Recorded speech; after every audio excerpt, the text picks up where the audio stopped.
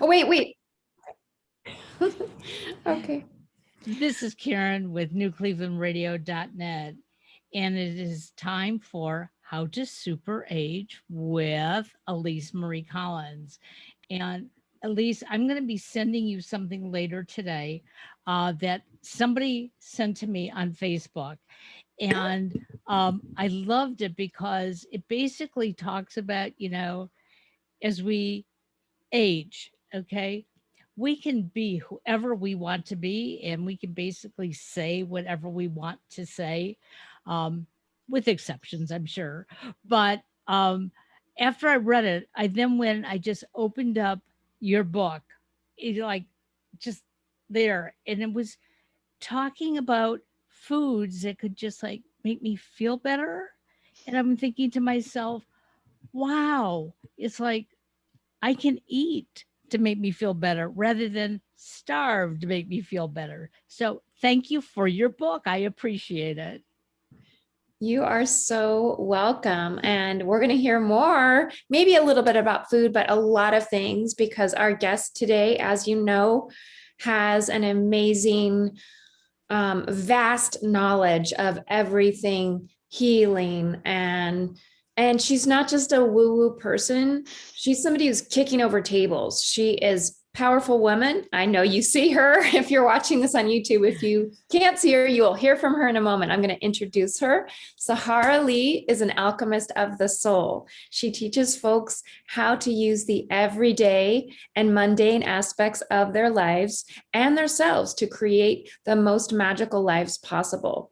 Using Ayurveda, energy work, movement, and plant medicine, Sahara shows you how everything you touch is a tool that moves you closer to or further from your authentic self. You can build your dream reality if you know how to use the tools of your life. So I can't wait to hear more. Is there anything we missed in your bio or anything you want to tell me about yourself, Sahara? No, I think that covers most of it. Funny story though, Karen. I just got off a call with a client this morning when the main thing we were working on is he was noticing that he was having waves of depression. Like, I just feel like crap. And I was like, well, what did you eat? And he goes, oh my God, I never put that connection before, that if I eat crap, I feel like crap. Yeah. I was like, yes, that beautiful aha moment of like, sometimes it's not that we're having a bad day, it's that our gut's upset, we need to take a poop because we ate a bunch of pizza yesterday, which isn't always a terrible thing. I was like, eat your pizza, do whatever you want, but you know how to balance yourself afterwards. So Absolutely. I love those light bulb moments. You're like, yes, food is the answer to everything. And I love that your client, it's like not like you shoved it down his throat or told him he's got to do this. It's like, it's so much more powerful when it comes from inside and then we speak it rather than, as some of us have been practicing, it takes a lot of work. And even then we don't do what we know is right. If the more we can, alchemize, using your words, so that we enjoy making choices that help us to feel better. Because I think we've been programmed. I know in a lot of your work, I don't know if you use that word programmed, but you talk about limiting beliefs and how we can get rid of them. And so many times I was listening to one of your videos and you were talking a lot about just, we don't question our thoughts. So I think that's really powerful. Can you say anything about how you help your clients and how you help people to question their thoughts? Because that's so important. As we age, we've lived a long life and we start to, even if we've not questioned our beliefs, we start to think, some of those things I thought earlier on, they're not true. So can you say anything about that, Sahara? Yes. Actually, if this is something that intrigues anybody, I have a free 30-day program on my website under the resources section. And it is 30 days of just simple things, questioning, why do I do this? Why do I keep the ketchup in the fridge? Why do I put the toilet paper over or under? little things, like when I say yes, do I really mean yes? And it's just sitting there, because as we get older, if we don't question ourselves, those things, those beliefs that were put in our system from our parents, from our culture, from our country, from our religion, from our community, they start to become truths. And then, like, I find it so interesting to ask people, like, well, why do you do that? It's the great thing about kids. They're always asking why. They really challenge people. And if you let them challenge you, they will change your life. But yeah, asking yourself, why? Why do I do that? Because sometimes it's like, has nothing to do with you. It has nothing to do with what you want or what's in your highest and best interest. It is simply the way it's always been done. And how many times as a kid, or even as an adult around kids, where you hear kids will ask why, and they'll say, because I said so, or because that's the way we do it. That's the way it is. And it's like, ooh, what a beautiful opportunity to harness and go, is that really the way it has to be done? Or can I choose a different way? So teaching ourselves, or being open to the idea that we have choice. And a choice is just a choice that leads to another choice. And we can change that choice. Like, just because I decided to do this doesn't mean that I can't decide not to do it. It's not set in stone. Right. So I work a lot with my clients in teaching them about the amount of choices they have, and that when they make a choice that's not in their highest and best interest, it's not the end of the world. You go and, eat your McDonald's, have your pizza. I definitely do. I'm from New York. Okay. Pizza is religion. So, I'll eat my pizza, but I also know that I need to come around and have lots of lemon water and some ginger tea, like lots of stuff that's going to help support that choice. I'm consciously, there you go, consciously making that choice. And with that comes the responsibility of taking care of myself when I make choices that are more for joy than for health. I love that. Did you have any questions, Karen? I love that last comment, when you make choices, for joy, because I agree, as somebody who has been on this earth 71 years, a lot of the things I do because, hey, my mom told me to do them. And why? Just because. And now I'm at that point where, do I have to do it that way? And I do ask myself those questions. And it is refreshing, that you can say, no, I don't have to do it that way. I can do it this way. And the world is evolving. So, of course, we're going to make changes. So I like that. Finding the joy. That's terrific. Yeah. Not enough of it in the world. Yeah, you're right.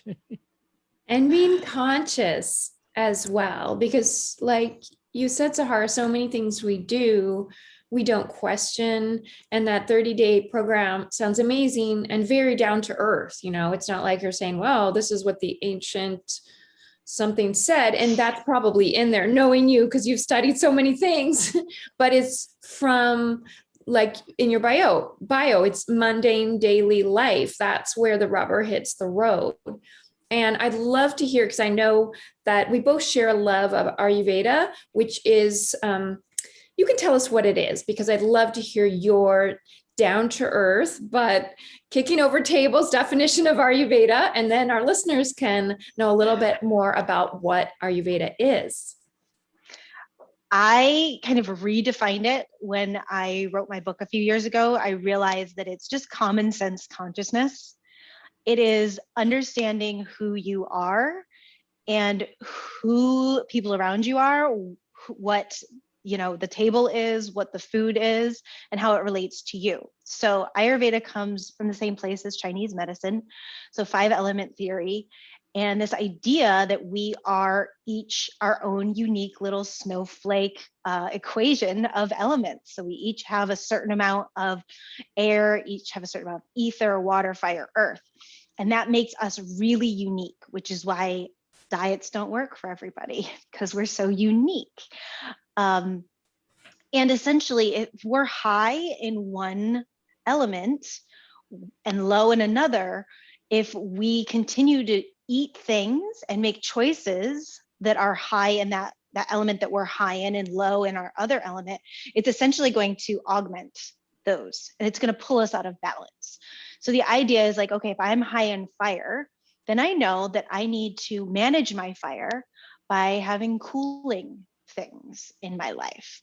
And if I'm low in earth, then I need to increase the amount of earth that I have. And it's not just food, but it's the color we choose to wear. When I lived in Hawaii, I talked to people a lot about the surfboards. Like, it's the surfboard you decide to ride. It's the day you decide to go out and surf. Some days, if you've got a lot of anxiety and the waves are kind of like fast coming and really choppy, it's going to be chaotic. Don't surf that day. Wait, and on an anxious day, you need a longboard. You need to just ride that wave as long as you can and find peace and calming. So we can do it in the type of underwear you wear. If you wake up in the morning and you go, oh, what do I feel like today? Man, I'm feeling a little emotional. I'm feeling a little vulnerable. I feel like I just need a hug. Today might be the day for granny panties. If you feel like you need someone to like really inspire you and you need a lift and you need to feel like a real badass, then it might be the day for like the lacy G-string. I've got everything in my closet and in my drawer, and that's how I like to choose what I wear is how do I feel. And that's what I'm trying to teach people through Ayurveda is connect to yourself, know thyself, ask thyself questions. What do I feel and what do I need? And then meet those needs. And when you meet your own needs, you'll be amazed at how codependent relationships fall away and how much more joy you have in your life because you don't need anything from an outside source, because the things that you need, we're not talking like money and cars and clothes. We're talking about your basic needs, your emotional needs. You meet your emotional needs through the choices you make in your daily life, which can sound very complicated. Like, oh my God, that seems so difficult. But once you understand who you are elementally and you start the practice of connecting, it becomes so easy, so easy. I love that. And I do have another question about Ayurveda, but I wanted to just drive your point home about the common sense and the elements, because I know you work with kids as well and mamas. And so I remember when my son was young, and you can really see kids in their elements. If anyone listening is not familiar with elements, my son used to be on a soccer team. I think he joined they start so early. It was like 5 years old. And the kids are more purely in their, what we would call elemental state. And there was a kid with red hair, of course, which is kind of fiery. And he always wanted to win. He was like, I want to win. And he kept talking about winning. And his mom would be like trying to talk him out of it. Like, no, it doesn't matter. We're here for fun. And I was like, don't bother. He's a fire, and yeah. And then my son was the air.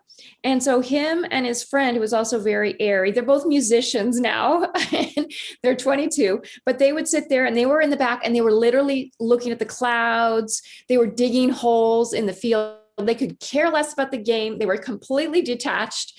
So you see how kids are and how we are. We have certain relationships in the world. So I just want to tell that story because I think that always just stuck in my mind as like how to explain Ayurveda.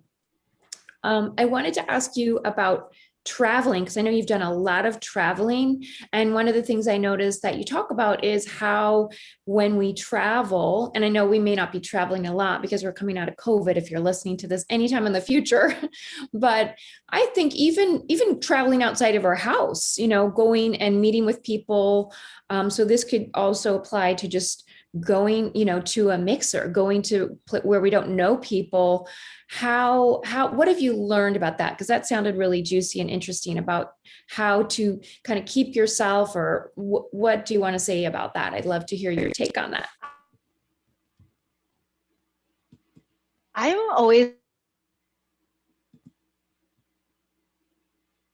back to once you know yourself, it doesn't matter what you're doing. It doesn't matter if you're traveling or what you're doing, like, oh, I'm constipated. How do I fix that?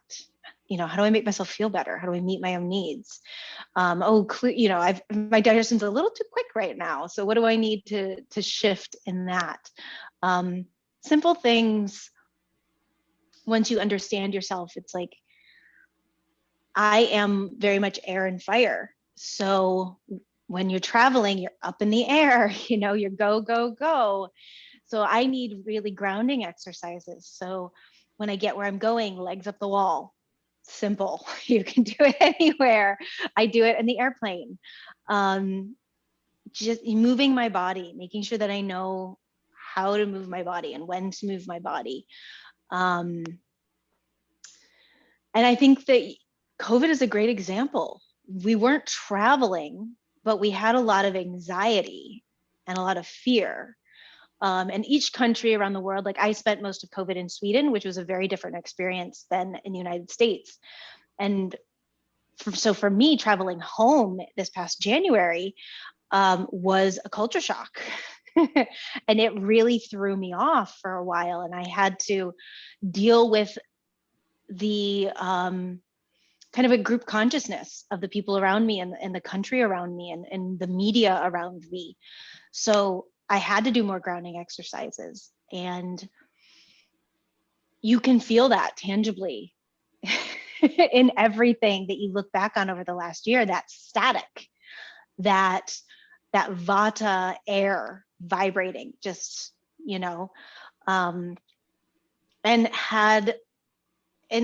if the world had a little bit more understanding of know thyself, we would have been able to deal with it a lot easier.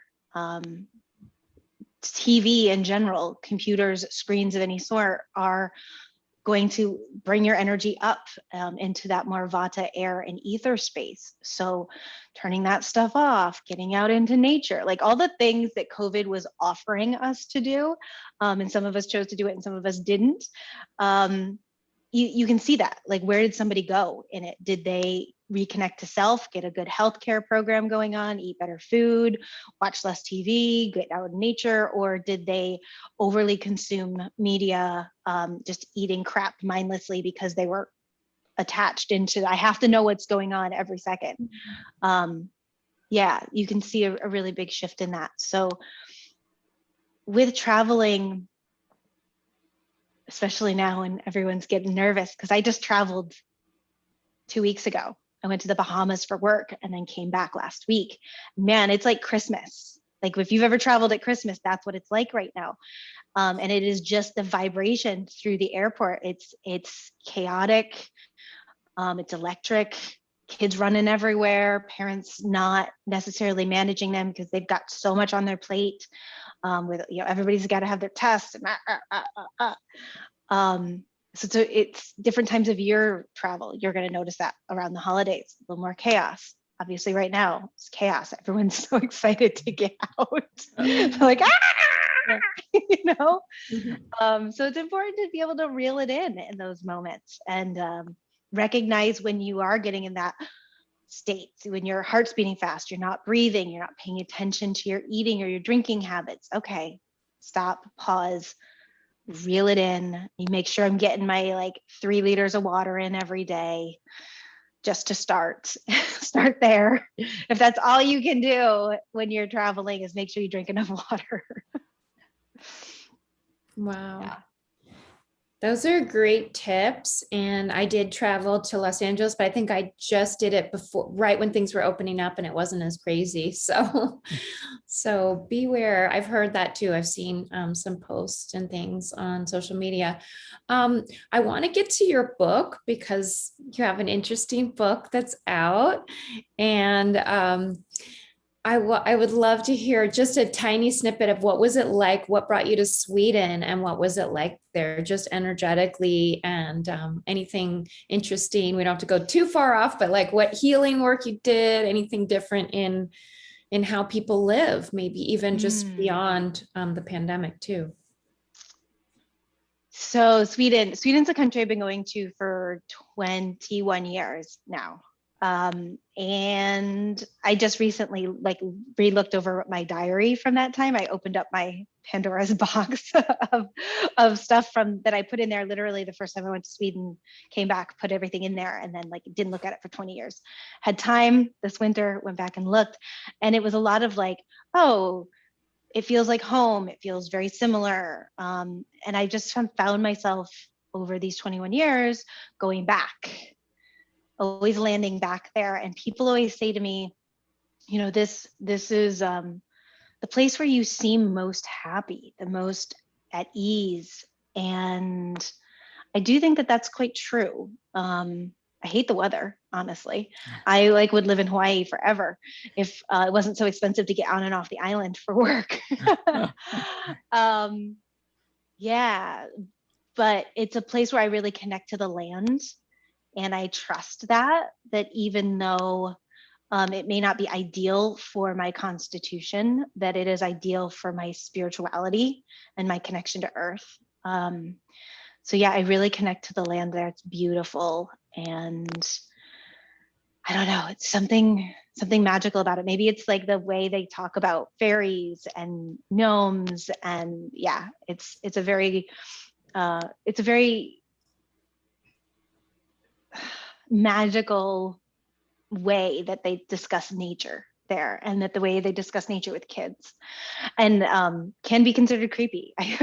Like sometimes I'm walking through the woods and there's like somebody has just like put gnomes, like not like Keebler elf gnomes they're like cute, but like these very scary looking gnomes that are just like hanging out by a rock, and you're like, oh, okay, hi.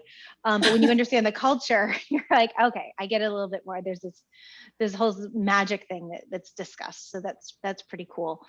I appreciated the Swedes' very like straightforward, calm mannerisms when I was there during COVID.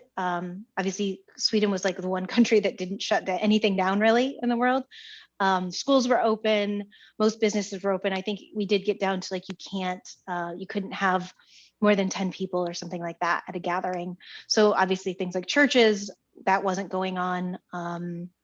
Theaters, all of that closed.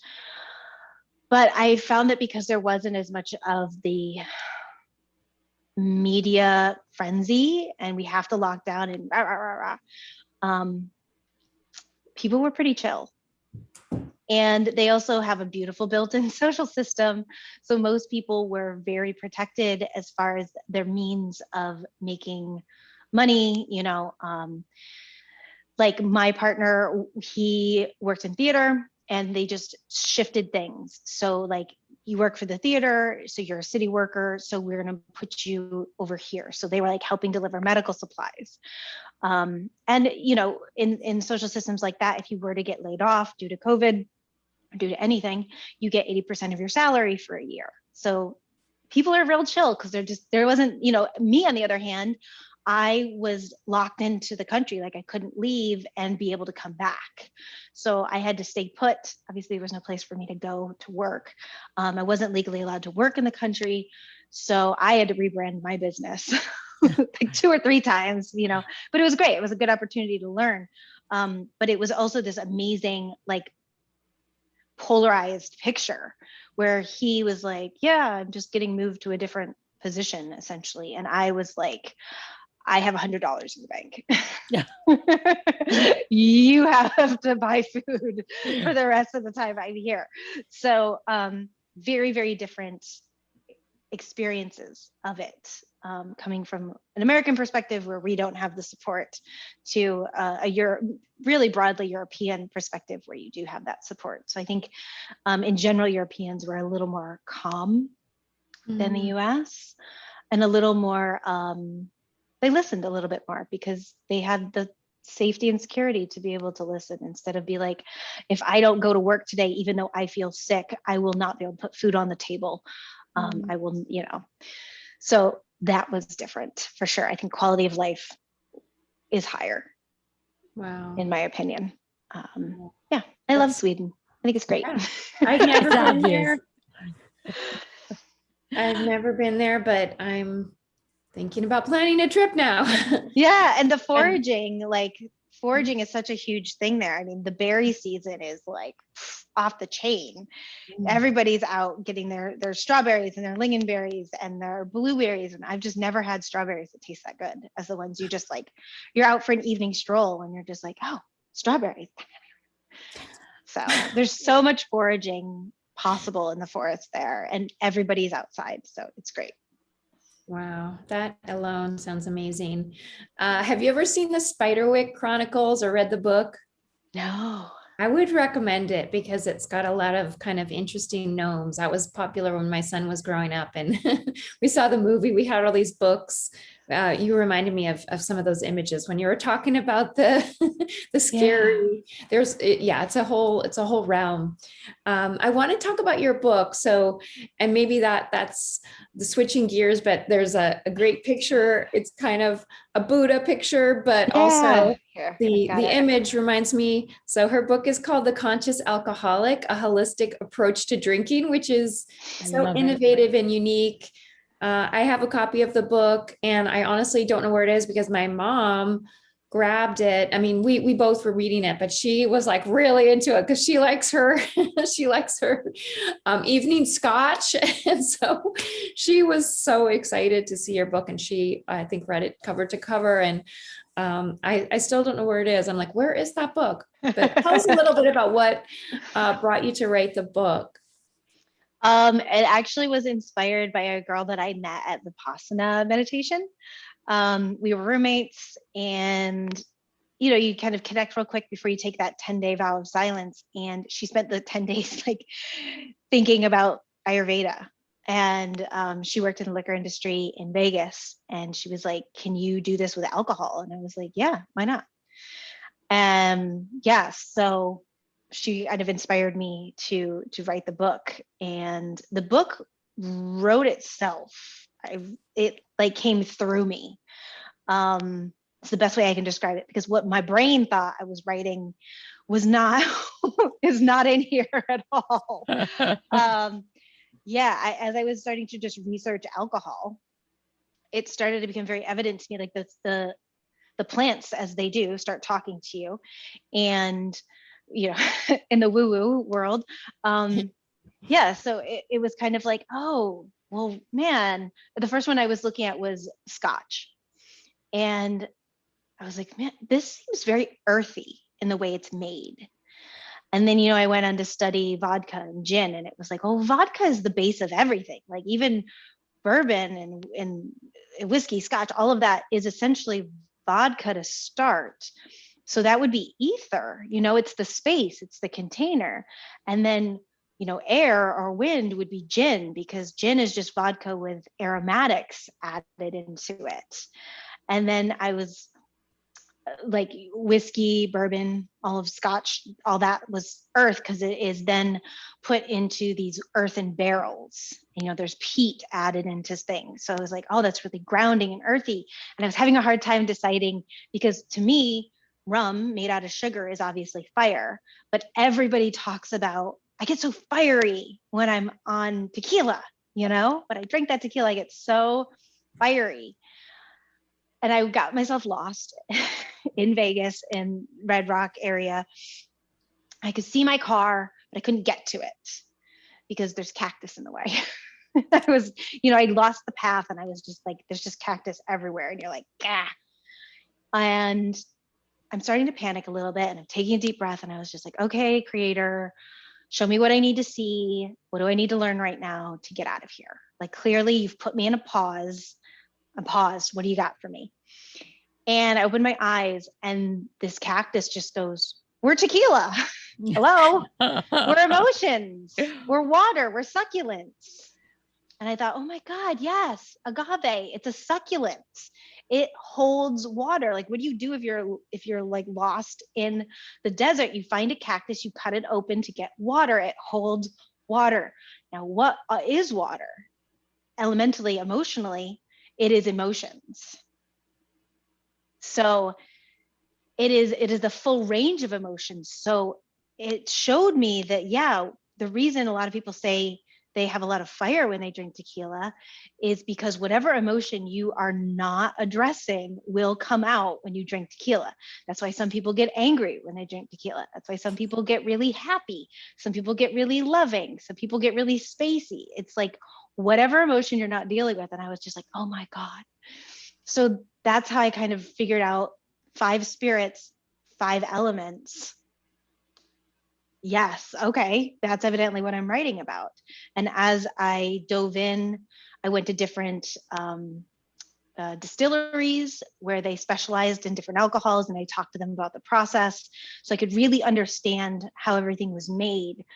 And then I broke it down into the nuances of like, if it's made from corn or wheat or potato, like how that's going to shift. And you'll see this in any plant medicine. A lavender taken from low elevation, warm, wet is going to be very different from a lavender that's taken from a high elevation, cool and dry. So as an aromatherapist, when I am looking to make a blend, I may come up with lavender, but there's a vast array of lavender that I have to choose to give to my client to fit their specific needs. Lavender is just not lavender. It's got levels. So it's the same with alcohol. You know, am I drinking a red wine from Italy? Am I drinking red wine from France? It has to do with where that was cultivated and grown. It has to do with the water source. So like, why is an Icelandic vodka different from a vodka made in Florida? You know, it's a different type of water. There's a different mineral content in it. It's going to have different properties. So I get into the nuances of that so that I want people, I feel like my purpose as a healer is to help people who might not have any idea about wellness. Mm-hmm. I like working in that population because so many light bulb moments happen, and I want to make things super simple and easy because they are. And somehow we've been told that natural medicine is challenging and it's difficult, and it's really not. It comes back to that common sense consciousness, and that's what I pulled out of the book when I was writing it. That was the gift it gave me, was once you know yourself, you can apply it to the alcohol you drink, the food you eat, the clothes you wear, the colors you choose, the people you decide to call when you need support, the way you drive to work. And if you're going to drink, which people are going to drink, why not do it as consciously as possible? Why not make sure that you're doing it from a place of, do I know why I'm drinking? And what do I want to get out of it? Mm-hmm. And I want people to sit there I want it to be normal for people to sit down in a restaurant and choose their food and their drink based upon their needs and how it relates to what's going on around them. Is this like a chill, relaxing cafe? Are there lots of like plants? Or is this a loud, bustling cafe? I'm going to need different things depending on my environment I'm in. And I'd really love to teach people to live that way. So the Conscious Alcoholic was just something that was like suggested, and I ran with it. And it's just one avenue that I work in with Ayurveda, and Ayurveda can work in any avenue that you have. I love I mean, it. I pick my massage sheets for different clients to be different colors. Attention to detail. It's great. And yeah, I am also hearing pizza is my religion, which is a perfect, so great for working with, because it is, people get very intimidated even by yoga. Yoga has become so mainstream, yet people can be intimidated. So I like the way you keep everything down to earth. Yeah. Did you have gotta meet people where they are? Otherwise, otherwise they're gonna run away. They're gonna fail before they even start because it's too big of a mountain to climb. And it's almost like, oh, go ahead, Karen. That is so important in everything we do in life. You know, I first heard that comment when my mother started going through dementia, and it was, meet her where she is. Don't take her to where you are. And at first, it made no sense to me because she would say to me things like, you know, where's your dad? And I wanted to say, well, you know, he passed, but she wasn't going to get that. And so my comment would be, I don't know right now. We'll find him. And she'd be fine with that. But I found that when I came home after 2.5 months of living with her, I started talking to people in that same way. So if you're talking to me about something that I totally don't understand, I'm still going to listen. I'm not going to say, why are you talking to me about that? But people do. And I hear it all the time. You know, it's like, what does that have to do with anything? And I'd go, well, it's something I'm interested in. And they'd look at me and, you know, maybe walk away. But if you come together and you listen, it makes us all a lot smarter. And I think in the long run, I think we're happier because we're learning something along the way. Whether we agree with it or not, we're learning. Absolutely. We're connecting. Yeah. Instead of going like, ooh, why are you talking to me about this? Right. And you sit there and you're like, okay, this is where we're at. And I might learn something that I never knew before, or I might be able to question a belief that I have. Right. Or I might be able to solidify a belief that I have where I'm like, yeah, no, that's what I feel. Okay. Yeah, I love that. It sounds like childlike wonder and listening, you know, really listening, and kids do that. So that's beautiful. And I love the example of your mom and having dementia, because I think that's, as a gerontologist, that's something that's hard for people because they're only seeing the external, which is like, oh, that person has lost their capacities. But there's so much beauty and so much that you can, it's connection, you know, there's so much connection that can be had when you're not in that space of comparing or thinking someone should be a different way. So it's a beautiful, beautiful thought to end this conversation. Is there anything else you want to share with our audience, or is there any other questions that you have, Karen, or final words? Well, I would love to have Sahara back again, because I think we just started to peel the onion. Yeah, and you guys can check out her bio. She knows every subject. You heard a bunch of them thrown in here today. So I have a feeling that she might even be a guest on some other podcasts, perhaps. Sounds good. And she'll definitely come back to how to super age. So thank you both so much. It was wonderful, and we'll do it again. Yes. Thank you for having me. I appreciate it so much. Thank you. And you want to hold your book up one more time? Oh, sure. Make sure that everybody knows it's called The Conscious Alcoholic. And I think I'm going to have to, is it on Amazon? It is on Amazon. Yes. It's on Amazon. It's on my Etsy page. You can contact me directly and I can send it to you. My website's holisticmojo.com. And yeah, all of my information is on there. That 30 Days to Mindfulness program that we started off talking about is on there. I have a membership. It's where you get to do yoga class with me once a week and all the playbacks. And then I do 3 additional wellness, I call them Mojo videos every month. One for your mind, one for your body, and one for your spirit. Oh, great. Thank you. I apologize for not asking you for your links. We will put them in, and those sound fantastic. Yes, thank you so much, Sahara. Have a great day, everybody. Me. Take care now. Bye.